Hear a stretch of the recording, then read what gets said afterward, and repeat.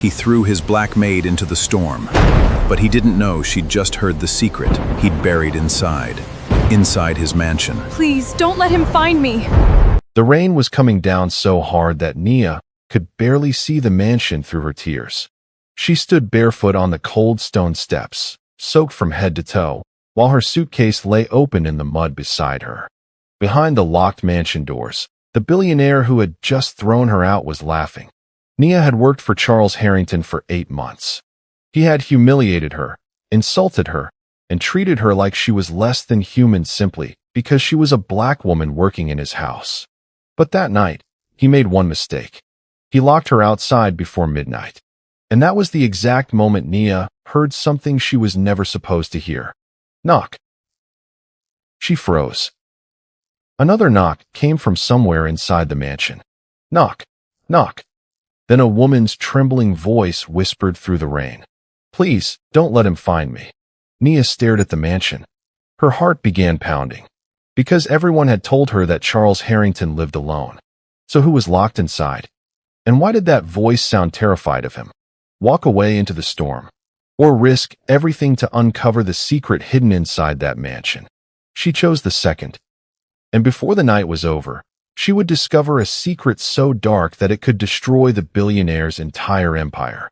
But before we uncover what Nia found behind that locked door, make sure you subscribe, because this is the story of the racist billionaire who thought he could treat his black maid like she was worthless, until the woman he threw into the rain became the person who exposed everything. 8 months before that rainy night, Nia Williams had been drowning. Her mother passed away that spring after a long illness, one that had drained nearly every dollar Nia had saved over her 20s, leaving behind medical bills that followed her mother's death like a shadow. Nia had spent those final months as her mother's full-time caregiver, learning, in the process, exactly how broken elder care could be for families without money, long wait lists, understaffed facilities, elderly people left alone. Somewhere in the middle of that grief, Nia had made a quiet promise to herself. She wanted to open a small nursing home in her own neighborhood one day, a place where elderly people would be treated with the dignity her own mother hadn't always received in the facilities that could afford to take her. It was a distant dream, the kind that required capital Nia didn't have. So when a staffing agency offered her a live and housekeeping position at the Harrington estate, paying nearly triple what she could earn anywhere else in the region, Nia accepted immediately, telling herself she could endure almost anything for a few years if it meant finally saving enough to build something that mattered. She had no idea, walking through those gates for the first time, exactly how much enduring that job would actually require. Charles Harrington had inherited one of the largest private holding companies in the state, built originally by his father decades earlier, and he ran both his business and his household with the same cold, absolute authority. From Nia's very first day, he made his contempt for her unmistakable. He refused to use her name, calling her girl in front of guests and staff alike, correcting her sharply if she ever referred to herself otherwise. He barred her from eating with the rest of the household staff, requiring her to take her meals alone in a small utility room off the kitchen. He reminded her, more than once, in that same flat, superior tone, that she should be grateful someone was willing to give her a chance at all. Nia absorbed all of it with the same quiet discipline that had carried her through her mother's illness. She needed the paycheck. She kept her head down, did her work well, and told herself, night after night, that the dream waiting on the other side of this job was worth the daily weight of it. But within her first month at Harrington Estate, Nia began noticing something that had nothing to do with Charles's cruelty toward her, and everything to do with a secret the entire house seemed to be keeping. Nia discovered the pattern almost by accident, unable to sleep one night, catching sight of him moving silently down the hallway outside her own small staff quarters. She watched him disappear behind that locked door and emerge nearly 40 minutes later, his expression unreadable in the dim hallway light. The following morning, cleaning near that same hallway, Nia noticed something resting on the floor just outside the locked door. A single white rose, fresh, as though it had been placed there only hours earlier. She found the same thing the next morning, and the morning after that. Every single day, without fail, a fresh white rose outside a door that no one on staff was permitted to approach. When Nia finally worked up the courage to ask Beatrice, the older housekeeper who'd worked at Harrington estate for nearly 20 years, about the locked wing and the roses, the woman's entire face changed, the color draining from it in an instant. "Don't ask questions about that room," Beatrice said, her voice dropping to barely more than a whisper, glancing over her shoulder as though Charles himself might be listening. "Whatever you think you're seeing, whatever you think you know, you leave it alone. I've worked in this house a long time, and I've learned exactly what happens to people who don't." Nia pressed gently, just once. "Has something happened to someone in there?" Beatrice's hands trembled slightly as she continued folding linens. "There's nobody in there," she said, too quickly, too rehearsed. "It's just a room Mr. Harrington keeps private. That's all it is. That's all it's ever going to be, as far as you or I are concerned." But something in the way she said it told Nia exactly the opposite. Over the following months, Nia noticed other things too small to explain away individually, but impossible to ignore altogether. A faint, rhythmic sound sometimes drifting from that wing late at night, quickly muffled. A grocery delivery Charles insisted on receiving personally every week, always including items that made little sense for a household of one.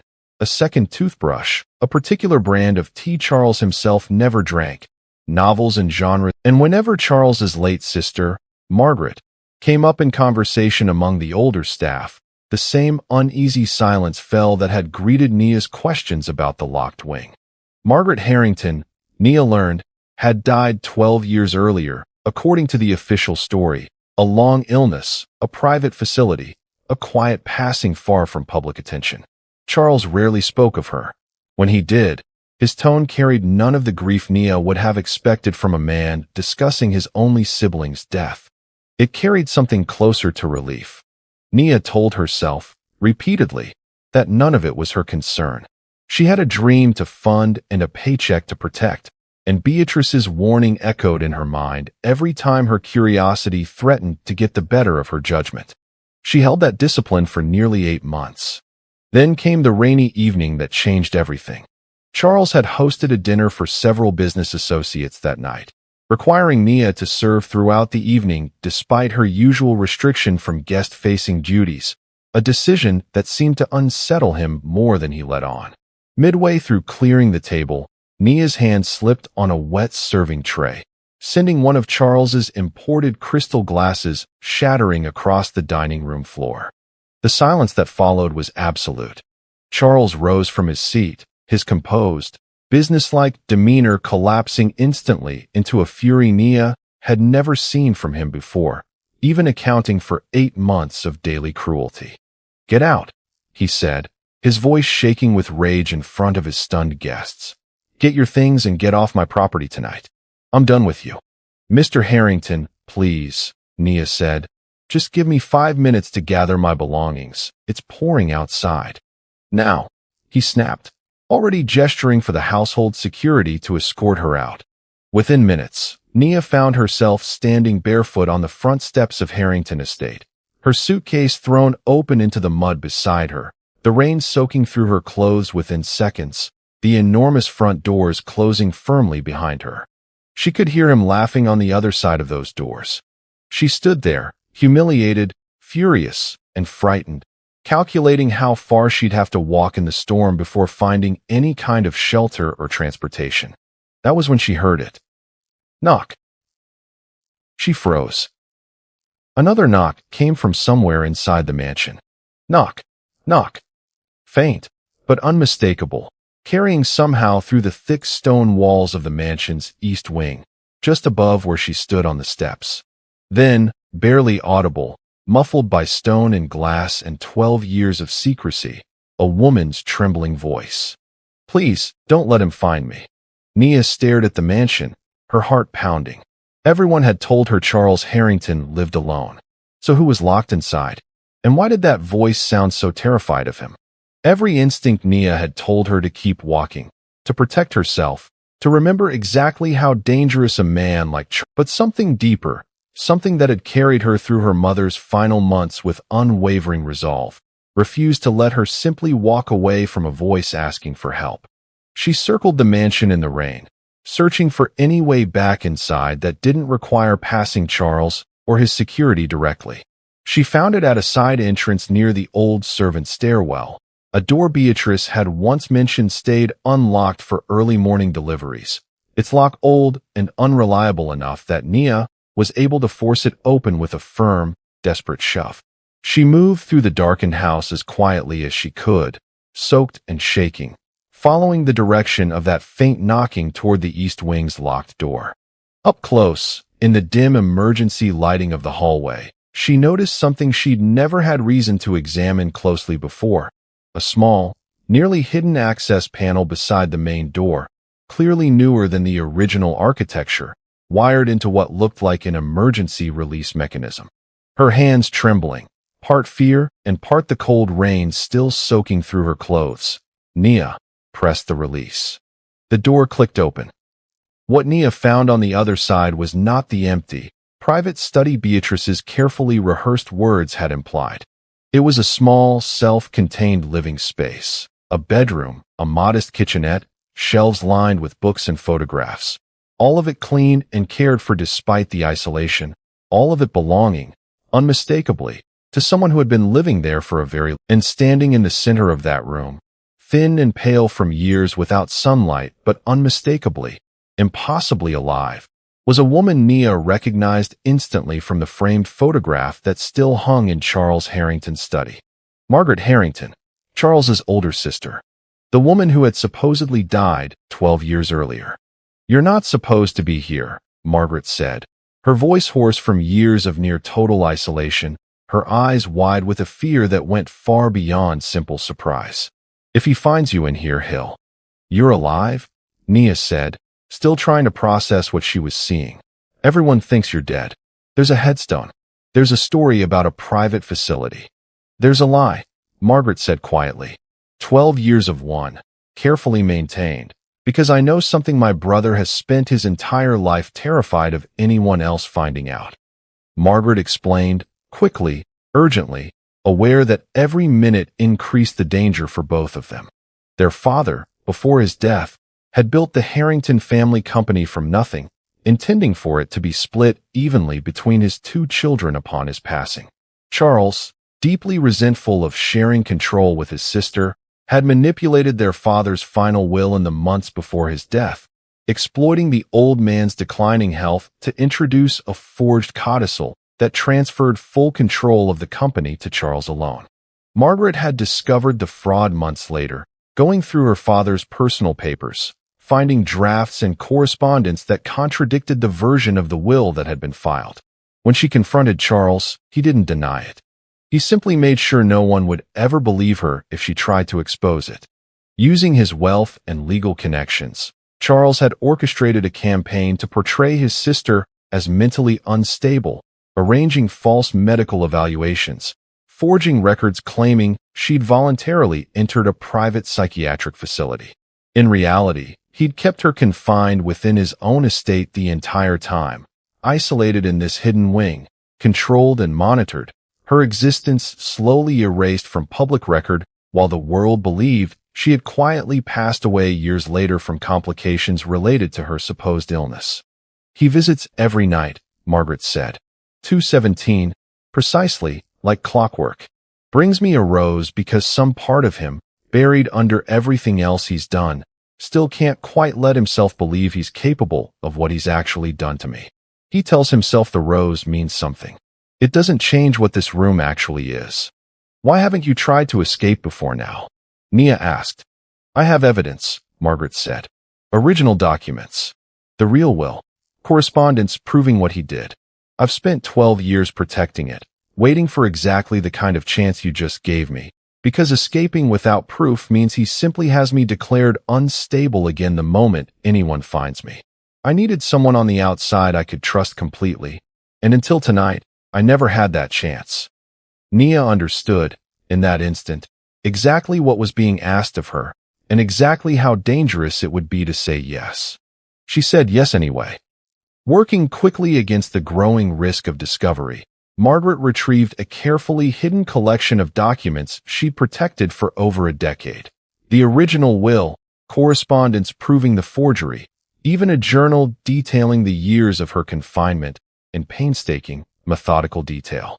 Nia photographed everything she could using her phone, exactly as instinct told her to preserve evidence properly, while Margaret gathered the physical originals into a small bag.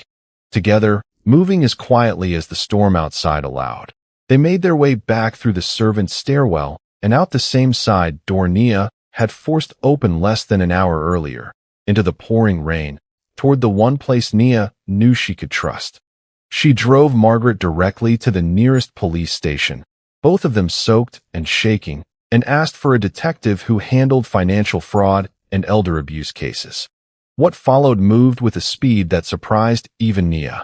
Margaret's testimony, combined with the physical evidence she'd protected for 12 years, was more than enough for investigators to secure an emergency welfare check and formal statement, immediately opening a criminal investigation into Charles Harrington on charges of fraud, forgery, and unlawful confinement. Charles, informed the following morning that his sister had been found alive and had filed a formal complaint against him, reacted exactly as Margaret had once predicted he would. For several tense weeks, it appeared Charles's wealth and legal resources might successfully bury the truth exactly as they had for the previous 12 years. Then the case went to trial.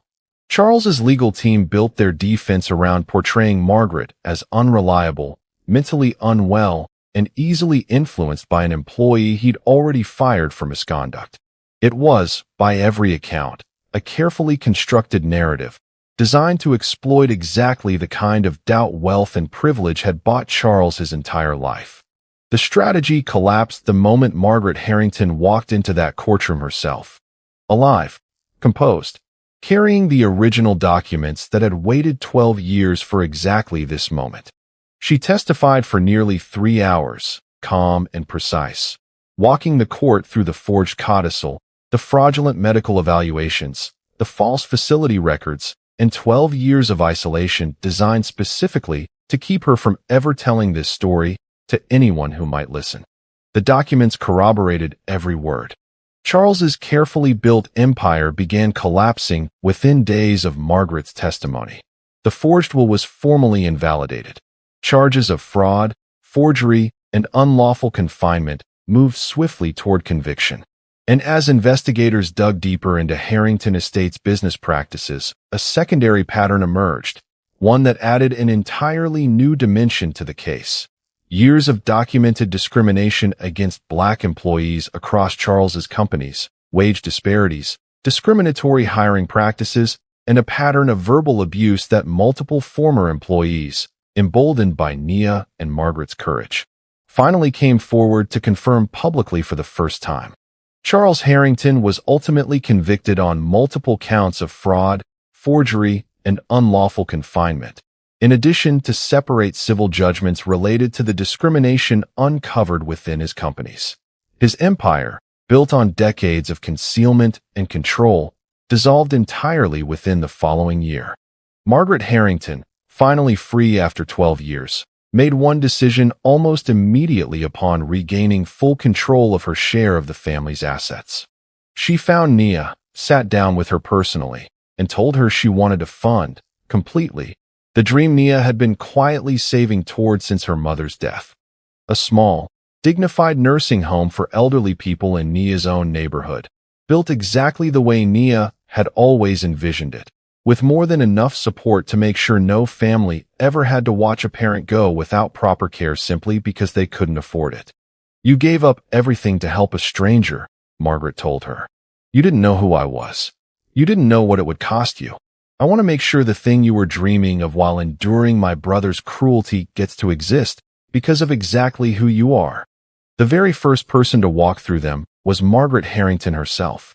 Nia welcomed her with a warm smile, watching Margaret take in the space slowly, the bright, sunlit rooms, the dignity built into every detail, the complete opposite of the 12 years she'd spent hidden away in darkness. He spent his whole life believing money made him powerful, Margaret said quietly. Nia smiled, and he never realized kindness could be worth more. Charles Harrington watched the news coverage of the nursing home's opening from a small prison television, the reporter explaining, with quiet irony he could never have appreciated, that the facility had been built and named in honor of Nia Williams, the woman he'd once called girl, thrown out barefoot into the pouring rain, and dismissed as beneath his notice. The woman he'd treated like she was worthless had built something that would outlive everything he'd ever owned. If this story reminded you that the truth always finds a way out, and that kindness outlasts cruelty every single time, let me know in the comments. And subscribe, because there's a story just like this one waiting for you next week.